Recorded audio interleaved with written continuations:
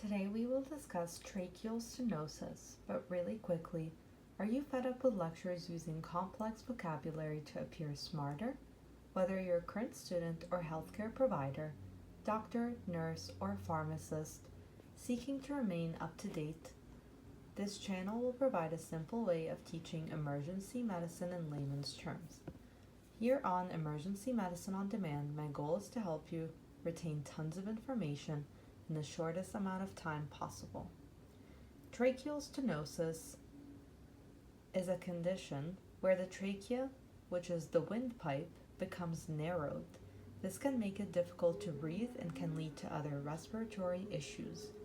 Signs you might have tracheal stenosis: shortness of breath, difficulty breathing, especially during physical activity, wheezing, a whistling sound when you breathe, coughing, persistent cough, sometimes with mucus, stridor, a high-pitched sound when you breathe, particularly when inhaling, frequent respiratory infections, getting sick often or having trouble recovering from infections. How do you know for sure? You should consult a doctor. If you experience these symptoms, see a healthcare provider. Diagnostic tests. Your doctor may use imaging tests such as a CT scan, which is short for computed tomography, or a procedure called bronchoscopy to look inside your airway. If you suspect you have tracheal stenosis, it's important to seek medical advice for proper diagnosis and treatment. If someone has tracheal stenosis, here are some simple steps to follow. Also, please keep in mind that tracheal is the same word as airway, so they are interchangeable. See a doctor. Get a medical checkup to confirm the condition, have them run the tests. Follow treatment, follow doctor's advice, which may include meds or procedures. Stay calm, avoid irritants, stay away from smoke, strong odors that make breathing difficult. Emergency help. If breathing becomes very difficult, seek emergency help right away. Always listen to the healthcare provider for the best care plan. In the hospital, here's what doctors might do to help. They will assess breathing, check how well the person is breathing and their oxygen levels, so they perform their ABCs. Oxygen support, provide extra oxygen if needed to help with breathing. They give medications to reduce swelling or infection.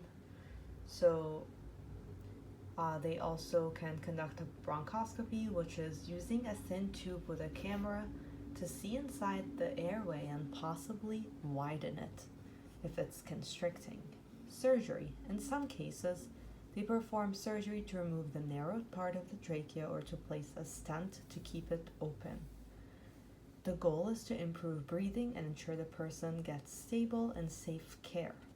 Common medications used for tracheal stenosis may include corticosteroids such as prednisone, which reduce inflammation and swelling, bronchodilators such as albuterol, which helps open the airway for easier breathing, antibiotics such as amoxicillin to treat or prevent infections if there is a risk, mucolytics such as guaifenesin, which helps thin the mucus, making it easier to clear from the airways.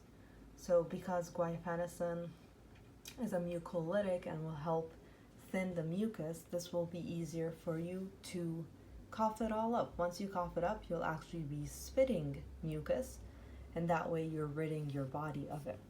Always consult a healthcare provider for the appropriate meds and dosage. You can think of the meds provided as very similar to asthma, with the exception, of course, of the amoxicillin as well as the guaifenesin.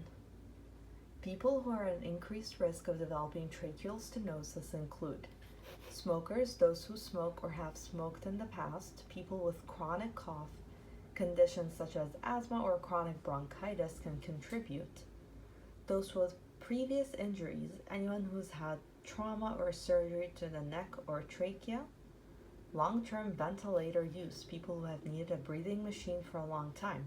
So those are people who were not able to breathe on their own, most likely due to a traumatic accident. certain medical conditions, so conditions like autoimmune diseases that cause inflammation.